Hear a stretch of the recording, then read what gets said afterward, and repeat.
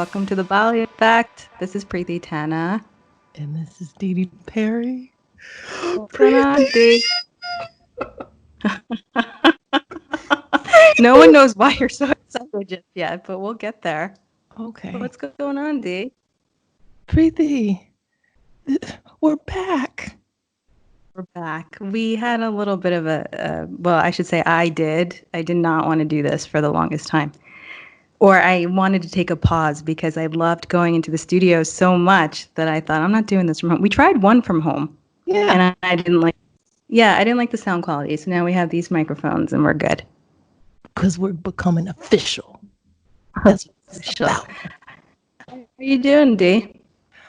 I am thrilled in this moment. I have to say, this is truly one of the most, this is the most exhilarating moment that I've had since this pandemic has happened. And I thank you. I thank everybody who's on for making this happen. Truly, from the bottom of my heart, here in Brooklyn, spreading the love. Yeah, it's been an interesting few weeks. Oh, it's been terrible. It's been great, but it's also been terrible. Yeah, I mean, it goes back and forth, right? Depends on the day. We knew today was going to be a good day. We talked about this last night, actually. We got tomorrow night. We got our special guest. That's going to get us through the weekend. Speaking of the weekend, you know what this weekend is? This weekend is Mother's Day. It is. I know, it is indeed. I'm not getting any presents, but I'm still excited. I'm excited, but when was the last time you've seen your mom? When was the last time you saw her in person? You're going there? No, I just it's been a while. We know it, right? 100% we're gonna cry about this episode. All right, yeah, okay. I got my tissues. I got my game face on, even though I took a shower for this. Like the first one I've taken in a while. Anyway, it's true. This is the first video chat where I've seen you all decked out with lipstick. You're looking good. You know what's really messed up? I even put on perfume for the first time because it makes me feel more ready for the moment. Because you have to. This is you gotta feel good. And what's crazy, I lost my sense of smell with all this craziness. And now that it's returning, I love smelling things, even bad things. I love the smell of like garbage and like rotting food. But these things, look, you start to count your blessings in the pandemic. I had new perspective. That's my Bali moment. That's a very recent, I'm telling you. Even like people passing gas, I'm like, whoa, I can smell that. And people. And you can taste things, right? Because you've been cooking up a storm. I have. I can cook and eat many things, and that's been quite exciting. You know, I want to ask you, since all this craziness, what have you stopped doing, started doing, and continued to do? What have I stopped doing? Well, I've stopped getting dressed. 100%. I've been wearing yoga pants for the past. Yeah. I've stopped. You know what else have I stopped? I think that's the biggest thing. I've stopped going outside as often as I used to, which we know, which is really depressing. I've stopped caring about a lot of things, which is very cool. You know, I've stopped. It's sort of every day I get up and I do the thing that I do, and I'm like, okay, this is good. What was the second one? What have I started? Yeah. I read a book a week, which is awesome. Which is kind of crazy. I feel like that's always been on my list of things to do, but I've never gotten around to it. I call more people. Any recommendations? So I actually started rereading a lot of the books that I used to really love. So Frankie and Zoe and Disgrace and just a bunch of books that I remember reading once and thinking were super fabulous. It's on the rewind list. Okay. Same thing with content, watching a lot of things I've watched before or movies that I've seen. What was the third part of it, Dee? What have you continued to do with all of this change? I wake up, I can exercise. So the yoga's continued, which has been super helpful. I wake up every morning, I make my bed, I take a shower, and I make myself presentable. I do every day, actually twice a day. So there's some rituals that I've continued doing. I'm sorry, say that last I'm piece not again. type A. I'm not type A. 100% not. No, repeat the last piece of what you said because I was chatting. Oh, shower twice a day? You shower twice a day? I do. We're so getting, yeah, I do shower And you're twice a not day. going outside? This is It's amazing. more of like a wind down, take a bath, relax type of thing. There's like a Because the water thing I'm shortage. also not doing, the thing I'm Just not doing, kidding. it's like, we're going to go there. The thing I'm not doing is sleeping. So I try and like figure out how to get myself to go to sleep. The bath helps. Okay, then I feel bad for throwing shade about that. I take it back. You know what? It's been Unthrown. 6 minutes and you usually throw shade at the very beginning at me. So I'm I'm glad we rusty. waited. But I am super anxious to get to our guests. So let's get back to what's happening this weekend. It's Mother's Day this Oh, weekend. right. I haven't seen my mother in like 2 months and some change, and that really makes me terribly sad. And I want to go home so badly, but I think that might not be the best idea right now. One day, Yeah, soon. soon. I'm going to do a drive-by on Sunday. That's I'm what gonna I shoot up your decided. mother's house. That's crazy. She's a beautiful woman. I'm sorry, I misinterpreted. Drive by. No. Where I come from. Look, I haven't been let out in a while. We have new quarantine terms. I'm going to stop by 6 feet apart and surprise her with a little come get the mail situation and then see what happens. Which it could go either way. She's going to be totally excited, then she'll cry, and then my dad will yell at me for taking the risk of getting in a car and driving down and that whole thing. So, Wait, does she know but it's still going to be worth it. No, she doesn't know. Oh my gosh, that's gonna be awesome. Okay. Yeah, my sister's going to do the same thing. So, I won't tell. Okay. All right. So on that note, go ahead, Dee Dee. I know you're dying to intro the guest. Go, go, go, go.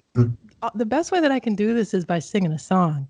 And everybody else can sing along if they'd like to, just to like hype up as if this person needs any hyping at all. How about I do this song and you can do the credentials. 1, 2, 3. Ole, ole, ole, ole, ole, ole, hey! And it was Cinco de Mayo last week, so appropriate, I think. Gee, Who do we have? That was fabulous. Well, today we have our very good friend, Ryan VanDuzer, who is one of our good friends. And we actually met Ryan on the trip to Bali, which inspired this podcast. And we've talked about that a few times in the past. And Ryan, aside from being one of our good friends, is this outdoor adventure TV host, YouTuber, filmmaker, motivational speaker, all around fabulous guy. But not only is Ryan here, we also have his equally fabulous and famous mama with him. Hi, guys. Donna is here. You guys again. I know it's been a long time. Has been. Too long. I don't think I've seen Dee Dee since the Avett Brothers. Oh, soon come one day. We got to do something about that.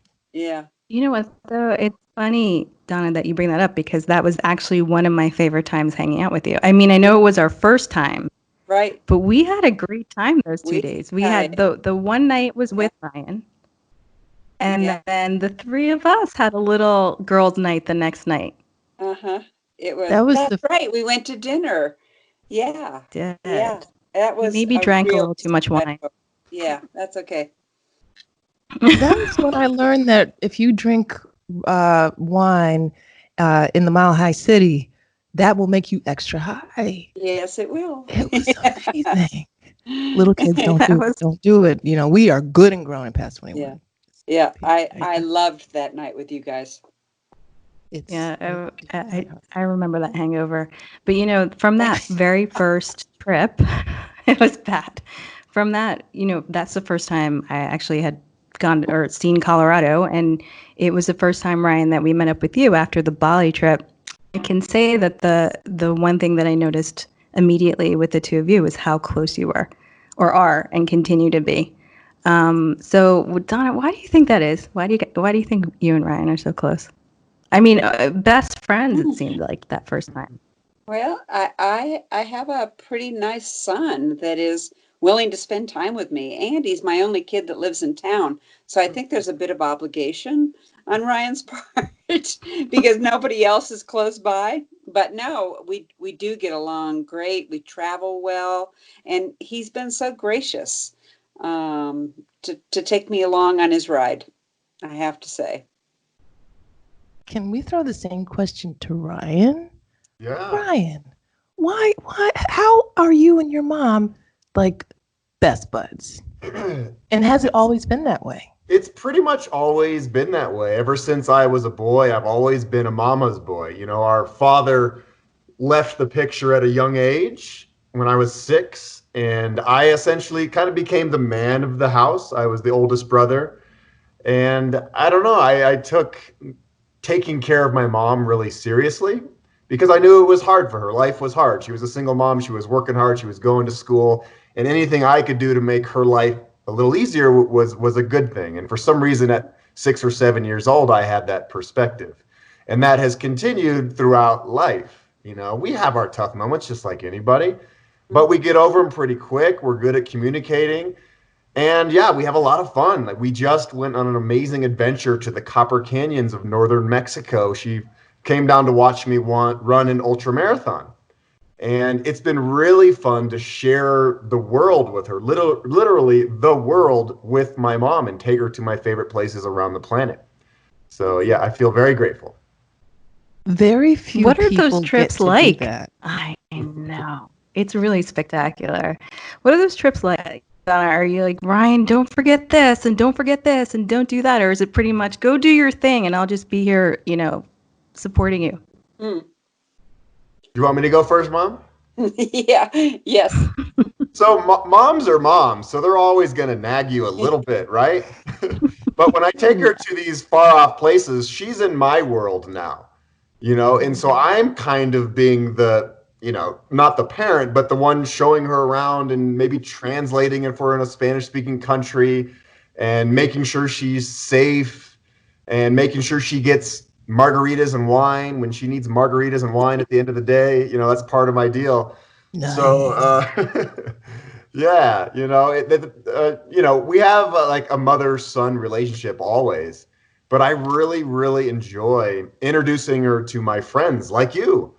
It brings me a lot of happiness when she gets to really tap into my world and see why I love a certain place so much or a certain event, and it's special. One of the things, Dee Dee mentioned that not a lot of us get that opportunity. And I had not traveled with either parent for, I would say, maybe 20 years plus. And last year I had the opportunity to bring my mother to Bombay with me. Cool. And one of the things, and so she grew up there. And one of the things that was so extraordinary, Ryan, and I don't know if you noticed too, is like just seeing your mom as a person and seeing her excited and in a habitat that maybe she hasn't been in for a long time. What is that like for you guys? I mean, to me, it was super extraordinary. I had not seen that side of her. And sometimes we forget they're our parents and they're just people having a good time. You go, Mom. Well, I have to say, I'm so fortunate that I get to go to these places because some of them are not places that I'd go to if Ryan wasn't along. Absolutely wouldn't go to, not even, maybe.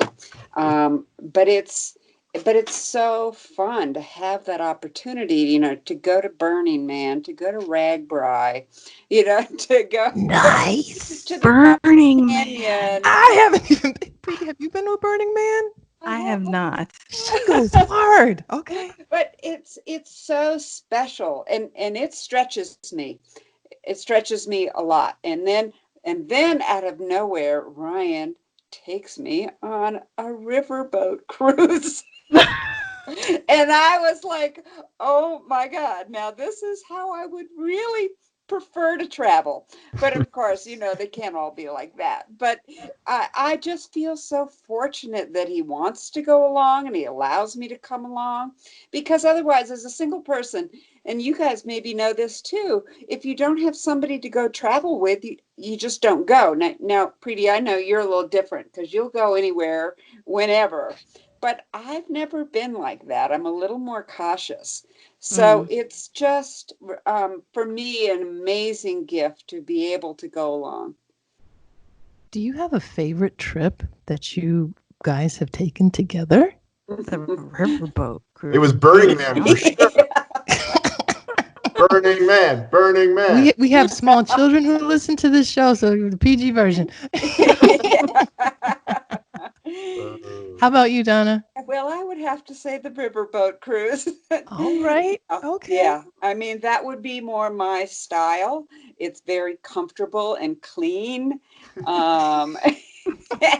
Burning Man wasn't clean? No. You have to make your own toilet paper. But it was so exciting, and it was so visually extraordinary. I mean, they're so different, you can't even compare them. But no, I didn't wash my hair for a week, and it felt like straw at Burning Man. I don't do that now. Exactly. Yeah, the riverboat cruise, we got dressed for dinner every night. Wow, that's quite a different experience. Yeah, and my mom's been a very good sport through these things because she's been to Honduras, she's been to Burning Man, she's been to Mexico, the deserts of Utah, all the places that I really love. And she's a very good sport about doing things that are a little bit tough. Burning Man is an uncomfortable place, even though I love it. It's hot, it's dusty, it's crazy. There's a lot of things going on there, but she smiles through most things. And so that's why I said, all right, Mom, you've done all these crazy things. I will take you on a riverboat cruise down the Danube, and we'll go visit Christmas markets in Europe, and it'll be exactly what you want. And it really was. Yeah. So here on the Bali Effect, we talk about moments that people have when they realize that, I want to think about this differently. I want to try something new. A light bulb just went off. Yeah.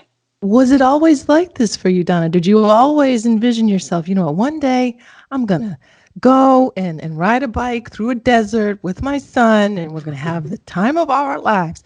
Or did that evolve at some point? So there's probably two parts to that. I grew up in a military family, and we traveled a lot. I moved a lot. So I wasn't foreign to travel and living in foreign countries and foreign lands. And then I landed in Boulder when I was 19 years old, and I didn't budge for 25 years. I went nowhere. I did nothing. I raised kids. And so did I ever envision going to Burning Man? Hell no. I'm going to say hell no. Not a chance. Yeah.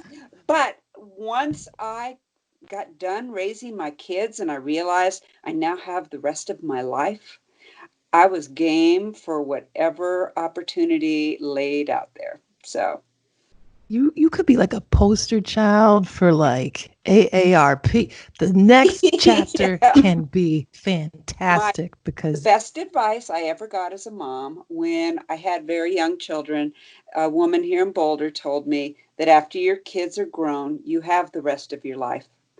And I think it's the best advice you can give to a mom is that you don't have to do everything while they're young, except be their mom. And if for me, that meant being home. I didn't have the resources to be able to go out and travel and show them the world. And so we looked at every last bug that was in the backyard. Those were the kinds of things we did. Vacation was the backyard. We didn't go anywhere for years, but I knew that once my kids were grown, that would change. So Ryan, yeah, go ahead. No. I'm fascinated by what you're saying because now, Ryan, where did your fascination with travel come from? Tell us. See, I was just thinking that. Yeah, I really was.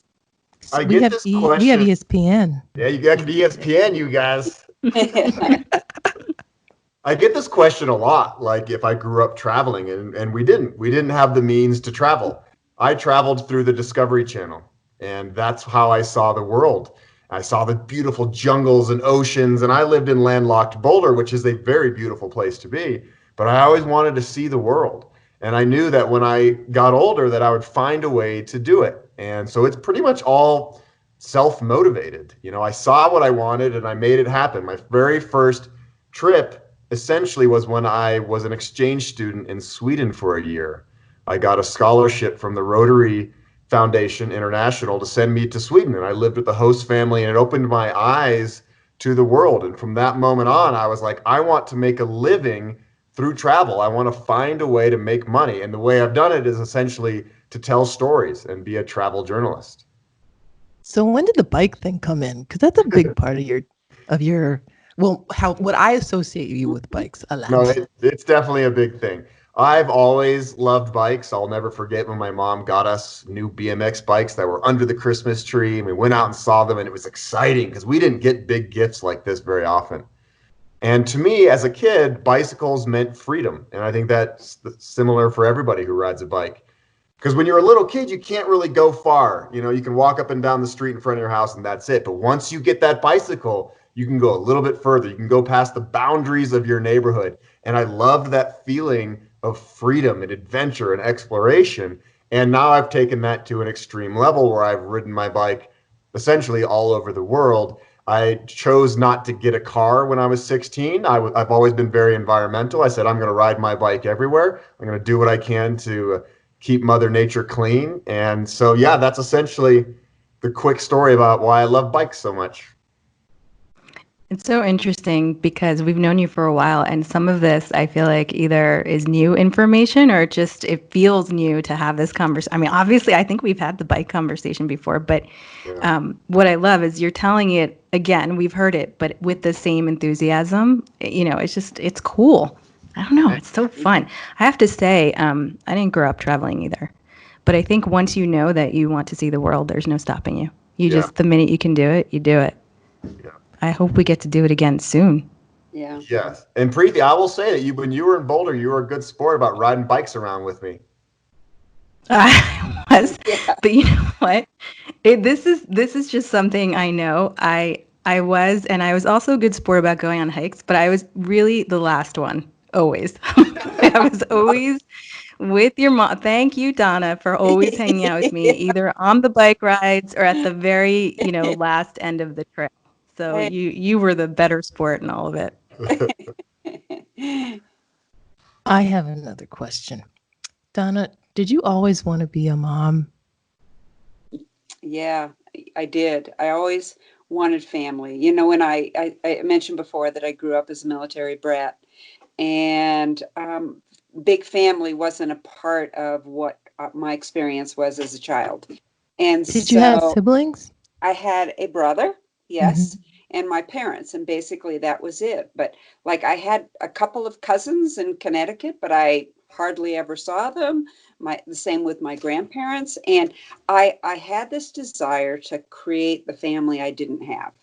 So yes, I did want to be a parent, and I wanted to have multiple kids because I wanted to be surrounded with all of that, because I wasn't when I was a kid.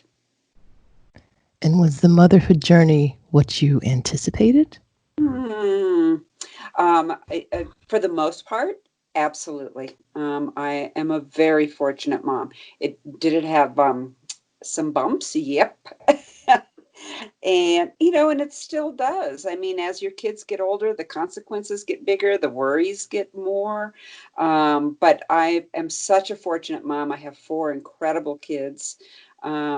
People always ask me about Ryan, but I'm always like, you know what? I've got 4 really cool kids and love to talk about all of them. And now I have a bunch of grandkids, and now I'm really in heaven. So yeah, it just keeps getting better and better, but it wasn't without its trials, especially as a single mom.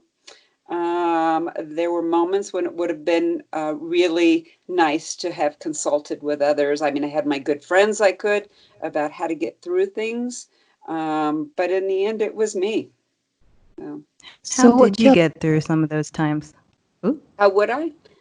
How would you? I mean, I'm sure you had moments where you just sat down on the floor and we're Yes, like, this is, I right. can't do this. Yeah. And, Yeah. that was when I found out more about Ryan than I think I knew about Ryan, because he was okay with being with me when I would sit and cry.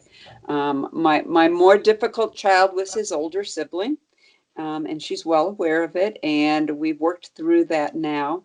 But there were some times when it was just so hard. And Ryan was okay with being with women sobbing, which was a pretty amazing gift that he had. The other two boys were that much younger and probably weren't as tuned in to what was going on, but Ryan certainly was. So, yeah, I'm very thankful that he was there for many of those moments.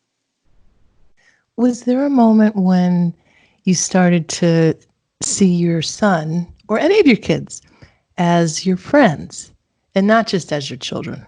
Mm-hmm. I always had a pretty strong line between being their friend as a parent when they were younger. So no, when they were younger, no, they were not my friends, and I didn't want them to be my friends. I wanted them to recognize me as their parent. But now, yes, I mean, it's so fun to call and chit chat about just whatever. And now to have daughter-in-laws that I can call and chit chat with them about things. And so my world just keeps growing and growing with the numbers of people that I now have in my community. Same. That definitely resonates with my mom. One would often say, "I'm not your little friend." Yeah. Yeah. Your mother. Yeah. Listen to me. But you know what I've now always it's wondered? Dee, and maybe or I don't know who, but that period of time when we just don't like our parents, like seriously, nothing. I'm sure you guys went through too, but nothing they said or did, and like the rolling of the eyes, and I would maybe some disrespect here and there. I'm sorry, mom and dad, but but I might have. But Donna, in those moments, what did you? How do you handle that? And I've actually never asked this of a parent, but thinking about it now, I would be crushed and be very upset if my child said some of the things or did some of the things I did to my parents. But what were your sort of go-tos when that happened? Do you remember? You talking to Dee or to you? I'm throwing this to you. Yeah. Yeah, I mean, I can remember, we were going someplace once. I might have had a pair of plaid pants back in the day, and my daughter, absolutely making sure I was not going to wear those. So, yeah. There are times now that Ryan is like, "Oh God, Mom," So no, those are normal. I mean, we're different generations. We have different sense of, what's okay, what's not okay. Plus, when you don't care about anything, if you don't love that person, anything can roll off us. But if you love that person, you want them to be the best they can.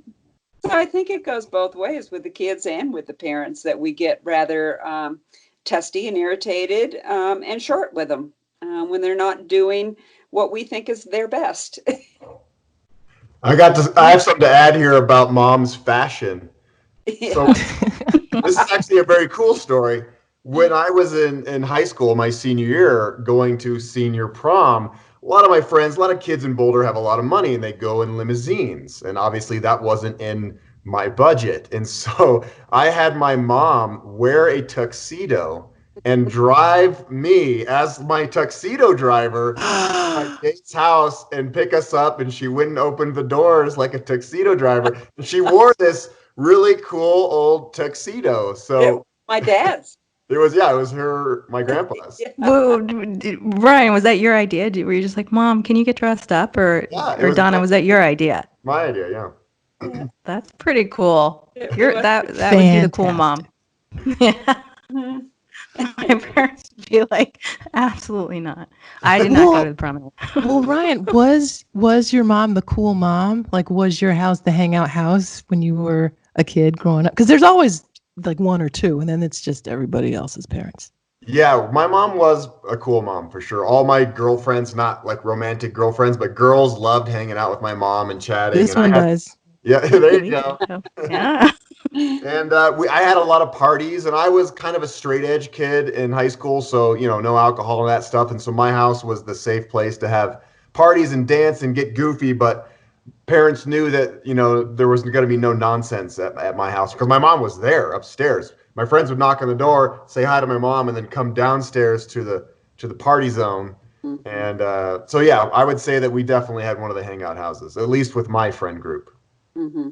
That's super cool. Well, to piggyback off of what Donna mentioned very, very beautifully, when you love someone, you want them at their best. You want them to be in every way just optimally living. And there is a beautiful project that really pays such a wonderful tribute to your mom that you did, Ryan, a couple years ago. Tell us, what is Mama Pichu? Mama Pichu. So in 2011, my mom decided that she was ready for a big adventure. And we, along with some family friends that were leading a trip, invited my mother to do a 7-day hike through the Andes Mountains in Peru and hike to Machu Picchu. And my mom had never done anything like this before. She wasn't a hiker, wasn't much of a, get outside and, do anything cardiovascular in any way. And they invited her. And at first, her initial reaction was, no, I could never do that, which is just how she was just conditioned to answer these types of questions. Mm-hmm. But then I think she took a moment and was like, you know what? Maybe I could do that. Maybe I could train my body and get ready and do this. And I was like, I will be with you every step of the way, Mom, if you want to do this. And yeah, we went to Peru. So how, Donna, when he proposed this, what first was in your mind, and then what made you change your mind? Well, he wasn't the one that proposed it. I think that it was our friend Jeff that proposed it and invited me. And that's when I started thinking, yeah, you know what, I think. And then it was maybe, a month or two, Ryan, after that you're like, okay, I think Mom might be serious. I'll go with her. And then a few months after that, my younger son is like, okay, I'm in too. My recollection was in the car ride home. I was like, I'm on if I'm in if you're in. Yeah. So what did you have to do to prepare for an adventure that physically strenuous? Yeah, I had to start hiking. And so can I ask how old you were at the time, if you don't mind? Let's see, it was in 2012, so 8 years ago. So 8 years ago. So I was 58, 59. I was 59, nice. I think, when I went. Nice. Yeah. And so hadn't been physically fit in a long time because I'd sat on the bleachers for years, raising my kids, or at least that's the excuse that I give now. I know there's a lot of moms that stay physically fit while raising children. I didn't. So yes, I started hiking like 3-4 times a week and hiked a lot, and then going down to Red Rocks and running those stairs. Remember those stairs we walked up to get to the concert? And I actually got in shape and went. And so we went over a 15,000 foot pass. I'd never even been to the top of a 14er in Colorado. A 14er is a 14,000 foot mountain for those of you who don't know. Yeah. I was just about to ask. That would be me and Dee. That's some Colorado lingo right there. There's 52 14,000 foot peaks in Colorado. I had never climbed one of them. And yet I went to Peru and went over a pass that was at 15,000 feet. So, it was a huge undertaking. And I did it, and I've never been more proud of me. It was an amazing adventure with my 2 boys. And it will be one of my life stories. Which happens to be captured on film. Yes. Because Ryan, when did you decide to capture the entire experience? Like pretty much immediately? Right from the beginning. Yeah, I filmed a lot of her actually the very first day she ever went to Red Rocks on New Year's Day, 2012. I remember waking up early on New Year's Day after New Year's Eve with my camera and going with my mom and filming her first workouts where she was very slow and clumsy and a little, scared and out of her comfort zone. And so the film has all of that footage from the very first moment to the triumphant moment getting to Machu Picchu. How many months of training did you have to commit to? I mean, I'm feeling very, very terrible about every New Year's resolution I've broken in this moment. It was from the first trip to Red Rocks till we went was 6 months. Wow. Yeah. So it was a lot. And I was in one of those situations where I was not feeling great about myself. Work was really hard. The kids were all gone, and I really needed something that was going to set me off again. And it truly did. And I have stayed physically fit and active since that time, if not gotten more fit. That is fantastic. I think so many people, after they center, I mean, I'm not a mother, but I have seen so many people really center so much of their existence around raising children, so that by the time that they're grown, they don't even know where to look, to turn. They feel that they're aimless. And I think that really is unnecessary when there's so much more to still do. And for someone to say, after my kids were grown, then I started climbing mountains, and then I got into the best shape of my life. Yeah. That's amazing. And last summer, she did another thing, which in a lot of ways maybe was even harder than Machu Picchu. She rode her bicycle 450 miles across Iowa in the heat of the summer with me. Girl. Yeah, let's qualify. This wasn't a level up, Preeti. We got pedal assist, but you still have to pedal. It's happening. I always have to say, I have to pedal it. Hey, Mom, make your computer screen go back on again. Your lighting is bad. Okay. She still looks great. Always the filmmaker. Yeah. Always you looked a lot better when the screen always was me. shining on you. Okay. There you go. See? Okay. So, I mean, when you are a professional thrill seeker and a world traveler, badass on the bike and on mountain climbing, and I'm talking about Donna, not you, Ryan. What makes for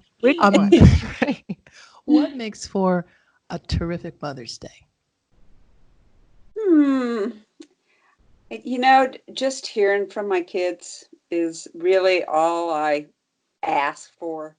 I'm trying to think what we did last year. I mean, I don't even remember each Mother's Day because it's just about being the mom and hearing from people. But if we end up going for a bike ride, like Ryan and I, we did a bike ride last week and stopped and had a picnic, and it was just so special to be able to do that. And then today I got to see my grandkids, which was the first time in several months. And that just means the world to me. So did that answer? Yeah. Sounds Beautiful. like every day is Mother's Day. Every day is Mother's Day. Good, Preeti. I like that. I wonder. I don't know why we just have one day. Yeah. For sure. Go ahead, D. Oh yes, I had a senior moment. I mean, a young person's moment. Yeah.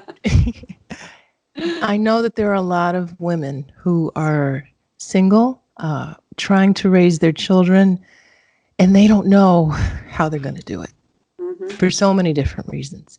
Do you have any advice that you might want to share with any of them who might be listening? I don't know if I have advice or just what worked for me. I don't think I had unrealistic expectations.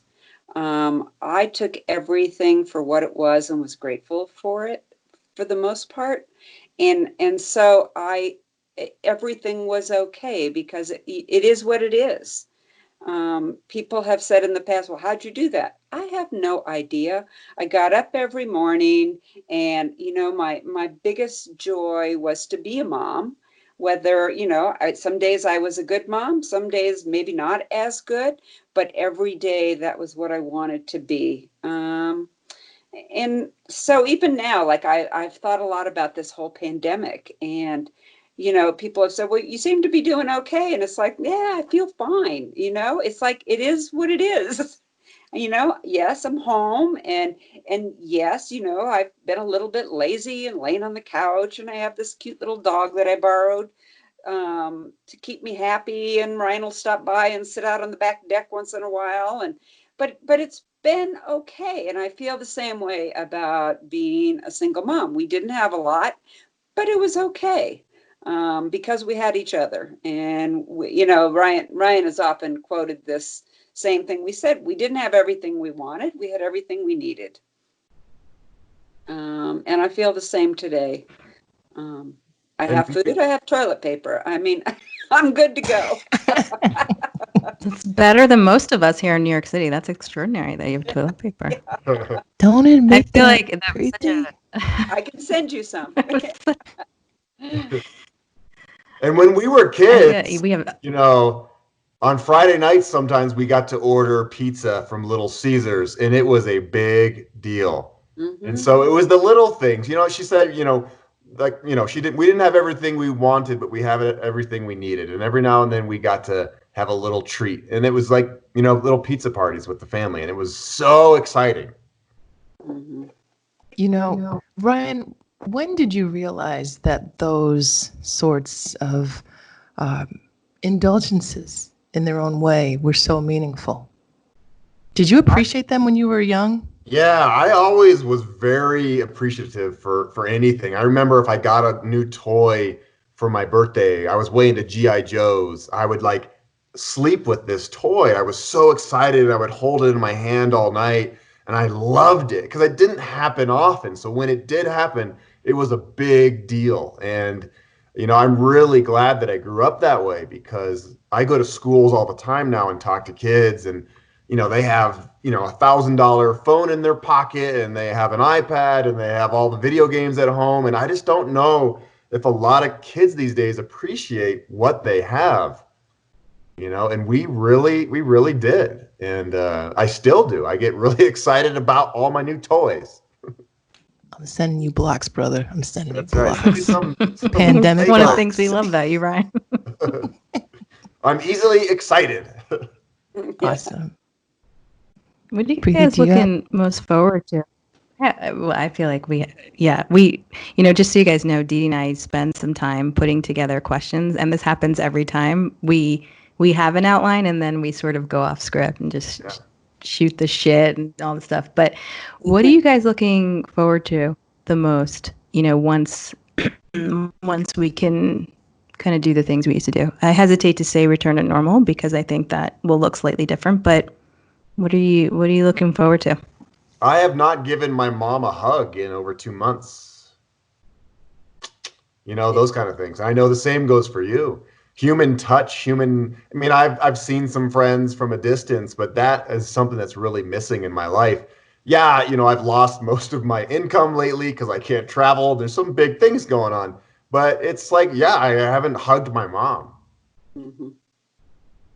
Yeah, I can't wait for that. Actually, when I was thinking about stopping by, I couldn't decide if it would be worse for me to be just a little bit away and not be able to get that close to them. But I still think it'll be worth it. What about you, Donna? Same? Yeah, I think pretty much the same. And I would just piggyback on that having to think so much about when you are going to see people, how you're going to do it, just that heavy thinking around all this has been a little bit draining. I just want that free flow again of, like when my grandkids walked in the yard today, it would have been just holding your arms open and having them run into your arms. And now it's like, okay, they have to stay away. We can't get too close. I just want to be able to have human connection easily. Yeah, without too much thought. Yeah. What about you, Dee? The mask. I can't top that. I know. No, that's I think it's what we all need. That's exactly how I feel. I'm starting to feel affection starved. Mm-hmm. And I didn't realize how great my appetite was for the small touch. Yeah. Truly. But I'm rationing. We'll see how long this goes. And it's so interesting too, right? Just go ahead, Dave. No, I say I do sleep with a stuffed animal, and I cling to it, and I'm not ashamed to say that. Oh, I have one of those big body pillow things that I cling to.